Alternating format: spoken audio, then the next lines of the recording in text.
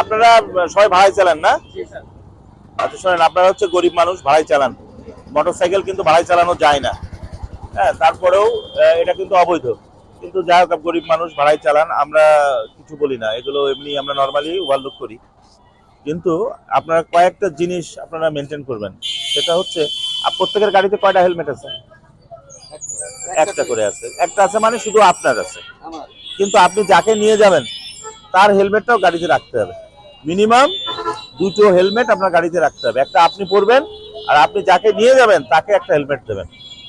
এই যে বিশেষ করে ভাড়ায় চালিত মোটরসাইকেল কিন্তু প্রায় অ্যাক্সিডেন্ট করে, জানেন? অ্যাক্সিডেন্ট করে এবং হচ্ছে মারা যায়, এবং আপনারাও মারা যান, এবং যাত্রীও মারা যায়। তো এই জন্য অবশ্যই আপনার সঙ্গে হেলমেট দুটো থাকতে হবে। এই যে আপনাদের সবারই একটা করে হেলমেট, আর একটা কিন্তু আপনি একজন প্যাসেঞ্জার নিলে সে কিন্তু হেলমেট পাবে না, আর সে তো সাথে হেলমেট আনবে না।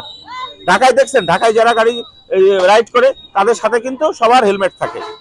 কিন্তু এখন থেকে আপনাদের সবার কিন্তু হেলমেট থাকতে হবে। এরপরে যদি হেলমেট না রাখেন তখন কিন্তু আমি এগুলো মাফ করবো না।